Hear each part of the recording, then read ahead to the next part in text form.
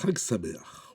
Durant la fête de Pessah, il y a une multitude de halachot, de comportements dignes de la halacha à connaître. En vérité, en plus des lois de Pessah, il y a celles de Shabbat, de Chol HaMoed et de Yom Tov, du Chametz et de la Matzah. Et il y a différentes coutumes dans différents sujets qui touchent la fête de Pessah. Nous allons ici traiter du sujet qui s'appelle Matzah Sherouya. A-t-on le droit de consommer de la matzah qui serait trempée dans un liquide? C'est-à-dire que j'achète une matzah et je prends cette matzah, je veux la piler, la mettre dans la sauce, je veux la mettre dans la soupe ou faire des gâteaux, la tremper dans l'eau, etc. Il y a à ce sujet différentes coutumes.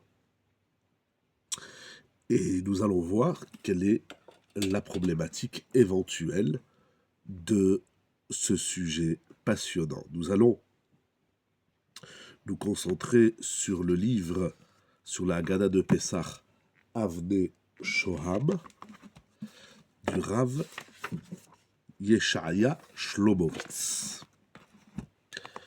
La référence de cette question se trouve dans le Ra'avan, dans Masechet Psachim, qui dit qu'une matzah cuite, donc c'est-à-dire que j'achète la matzah lorsqu'elle est déjà cuite, lorsqu'on achète une matzah en boîte, elle est déjà cuite, on a le droit de la cuire, de la recuire, et de la laisser tremper dans un liquide, comme on a dit, dans une soupe, dans l'eau, etc. Pourquoi? Dit-il, Shena bali de chimutz lachar shenefit. Parce qu'une matzah, une fois qu'elle a été cuite, elle ne peut plus fermenter. Cependant, il dit que certains ne veulent pas tremper la matzah dans la soupe parce qu'ils ont vu leurs ancêtres agir ainsi. Et ils pensent que l'interdiction est due au risque qu'elle fermente. Sur cela, le Ravan s'exclame « Ve'enochen ». Ce n'est pas ainsi, parce que la matzah, une fois qu'elle est cuite, elle ne peut plus fermenter. Alors pourquoi pendant le seder de Pessah, il y en a qui ne trempaient pas la matzah dans la soupe? C'est afin de garder le goût de la matzah durant toute la première nuit de Pessah. Donc selon le Ravan, il y avait effectivement une coutume de ne pas tremper la matzah la nuit du seder, mais durant toute la fête de Pessah, il n'y a aucun problème à tremper de la matzah dans une soupe ou dans un quelconque liquide, elle ne peut plus fermenter. Cependant, le Shulchan Aruch Harav, il ramène également cette sévérité de ne pas tremper la matzah, et il dit qu'effectivement, il peut y avoir un problème de fermentation.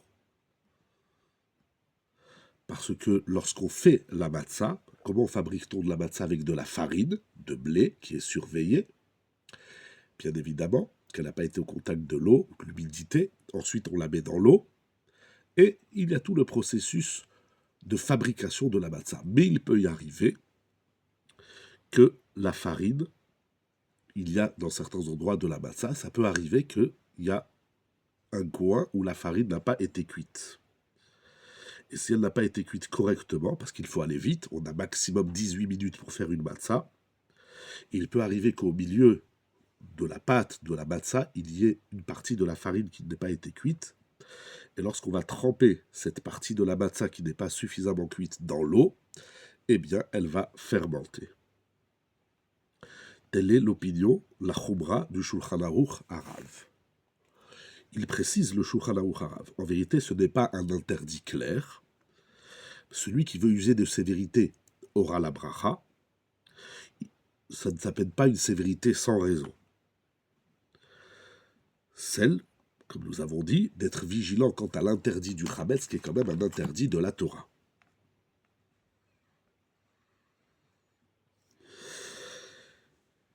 Nous voyons, dit-il, qu'il y a des matzot où il y a encore de la farine, et c'est parce que la pâte de la matzah est dure, est épaisse, et donc elle n'a pas assez bien été pétrie, Et donc, on soupçonne, même si c'est un soupçon lointain, mais il a sur quoi s'appuyer, de dire peut-être qu'il y a un endroit où la matzah n'a pas été assez cuite, la farine n'a pas été assez pétrie, et donc, lorsqu'on va la tremper dans l'eau, effectivement, elle va fermenter.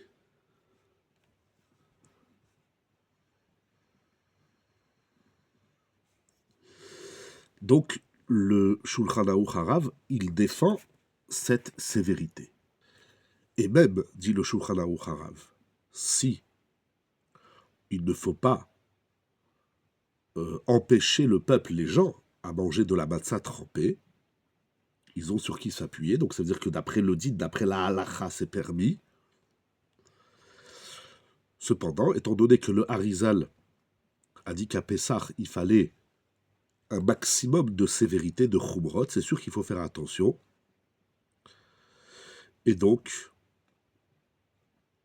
on peut user de cette sévérité, et il convient de ne pas manger de la matzah trempée. Encore une fois, il faut distinguer entre ce qui est permis d'après la halakha et ce qui est interdit. Si d'après la halakha ce n'est pas interdit, c'est complètement permis. Il dit clairement El limchot be'amon am hamekilim. On n'a pas besoin d'empêcher ceux qui n'usent pas de cette sévérité, mais il convient d'être mahmir, donc c'est-à-dire de ne pas tremper la matzah pour un risque éventuel qu'il y ait de la farine, comme nous avons expliqué, qui n'a pas été bien pétrie ou suffisamment cuite, et donc elle pourrait fermenter si elle serait au contact de l'eau. Le Yaavetz rapporte au nom de son père, le Chacham Tzvi, qu'il n'y a aucune raison d'user de sévérité. Il s'oppose à cette Khumra farouchement, il dit qu'il n'y a aucune preuve et aucune raison d'user de cette sévérité. De même, le Gaon de Vilna dit que c'est complètement permis de tremper la matzah. Il a même autorisé de tremper la matzah, d'en faire des boulettes.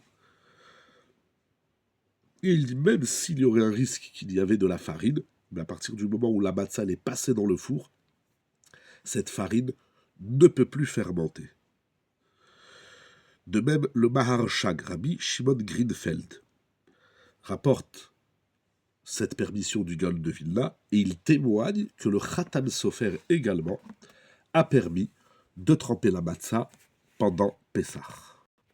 En vérité, on peut même déduire du Shulchan Aruch, Orach Chaim Siman Taf Samech Aleph Seif Dalet, qu'il est complètement permis de tremper la matzah pendant Pessah, parce que le Shulchan Aruch dit que si on a pris la matzah, on l'a trempée dans l'eau et on l'a consommée, tant qu'elle ne s'est pas effritée, on est acquitté de la mitzvah de la consommation de la matzah. Donc même pour le Seder, pour la nuit du Seder, le Shulchan Aruch autorise clairement, il stipule clairement que c'est complètement permis de tremper la matzah dans un liquide. Le Sha'arei Tshuva, dans Siman Tav Samer, rapporte le comportement de Khumra, des Machmirim, Anshe Maaseh Shemachmirim Alatzmam. Il y a effectivement, dit-il, qu'il y a des hommes qui font attention de ne pas tremper la matzah de peur qu'elle fermente, comme nous l'avons expliqué. Rav Ben Sion Abba Shaul, tel qu'il est rapporté dans le livre Shut Or Letzion, Chelek Gimel. La coutume des Sfaradim, c'est de ne pas tenir compte de cette sévérité, et donc il est autorisé pour les Sfaradim de manger de la matzah trempée ou cuite. À plus forte raison, au vu de ce qu'a écrit le Kissé Eliaou, rapporté dans le Kaf HaChaim, que nos matzot sont très fines, il n'y a pas lieu de craindre que la farine n'a pas été bien intégrée dans la pâte lorsqu'on l'a pétrie. Toutefois, dit-il, qu'il faut distinguer entre la matzah main et la matzah machine. Vous savez que dans le commerce, il y a deux types de matzot. Il y a ces matzot rondes qui sont fabriquées à la main et les matzot qui sont fabriquées dans les usines, ce qu'on appelle matzah machine. Parce que, dit-il, même si dans les usines on fait très attention, bien évidemment, à fabriquer les matzot, pour que ça ne soit pas du chametz,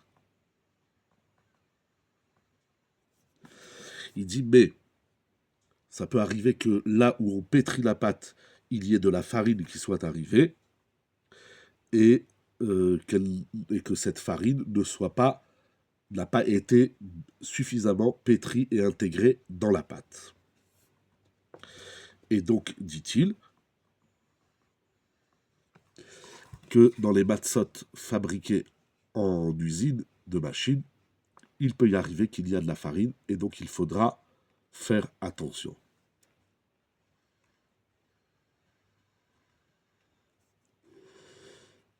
Il y a la place à la sévérité, et il ne faut pas tremper les matzot. Bien que d'après la halacha, dit-il, il n'y a aucune interdiction de tremper dans l'eau, même les matzot machines, il convient d'user de sévérité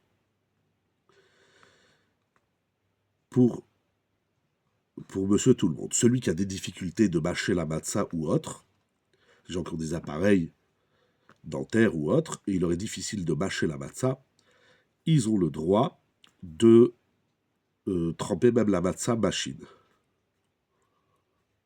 Si jamais on a trempé de la matzah machine, au moins dans l'eau, dans une soupe, il faudra la consommer au plus vite afin de ne pas laisser, au risque où il y aurait de la farine, de ne pas laisser cette farine fermenter. Le Minchat El-Hazar dit qu'il ne faut pas oublier qu'auparavant, les poskim ne tenaient pas compte de cette sévérité. Il le prouve du Rama dans Siman Tavaïd Gimel. Donc pour le Rama aussi, d'après la halacha, même pour les Ashkenazim, c'est complètement permis. Encore une fois, d'après la halacha,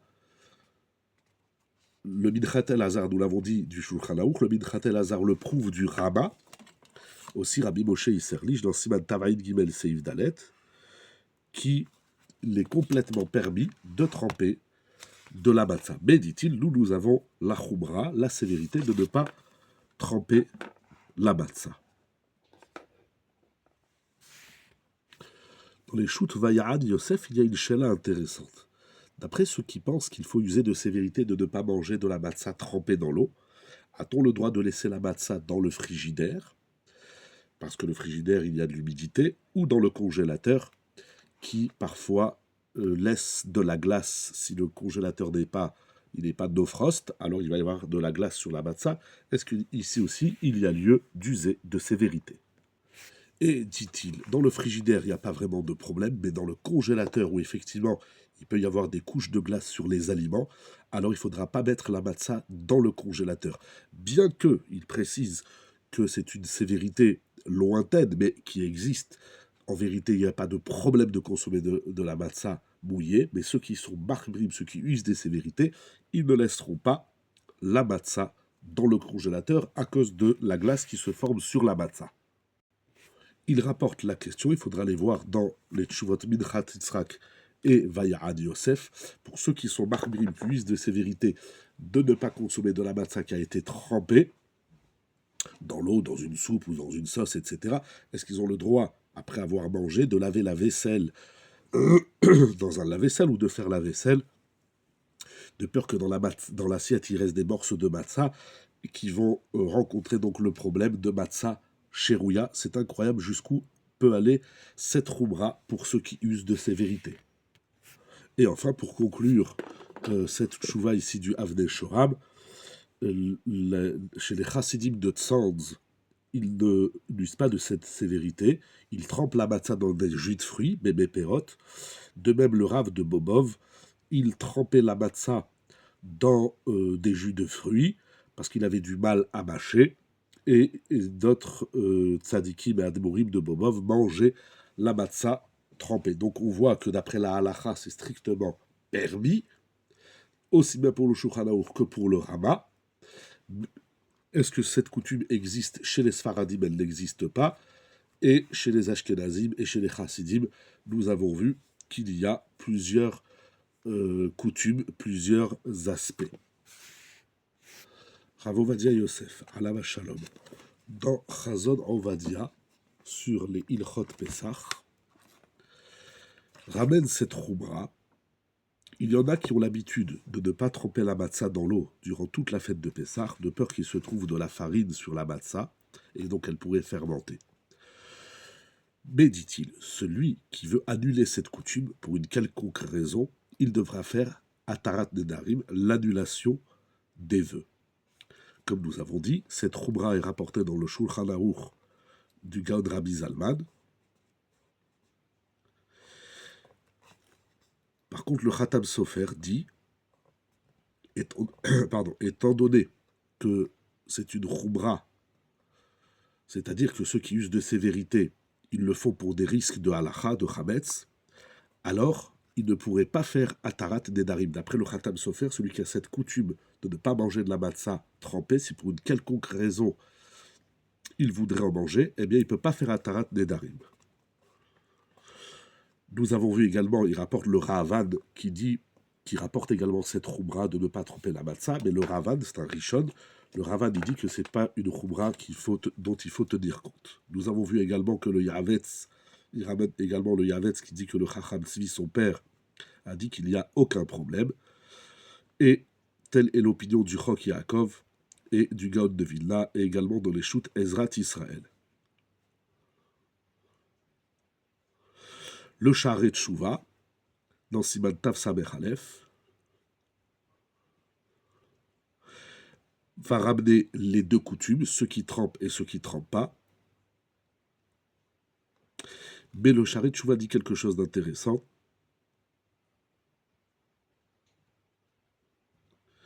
Il dit que même ceux qui usent de sévérité, c'est de laisser tremper la matzah dans l'eau ou dans une soupe et de la laisser quelque temps. Mais de la tremper dans une soupe et de la consommer immédiatement, il n'y a aucun interdit. Il dit Rav Ovadia Yosef, a fortiori de nos jours où la pâte est pétrie et cuite par des machines et tout est bien fermenté. En vérité, il y en a qui pétrissent aussi à la main, ça dépend les matzot. En tout cas, ici, il dit que quand c'est pétri dans les machines, il n'y a rien à craindre. Et en plus de ça, les matzot sont très fines et il n'y a pas de risque qu'il reste de la farine. Il ramène également le Maharshag qui dit que le Gaon de Vilna dit que c'est permis de tremper la matzah. Il ramène également au nom du Khatam Sofer, comme nous avons dit, mais c'est un problème parce que d'un autre côté, le Khatam Sofer, il dit que celui qui est Mahmir, il ne peut pas faire Atarat Nedarim. Rav Ovadia Yosef, il reste Betzarich Iyun.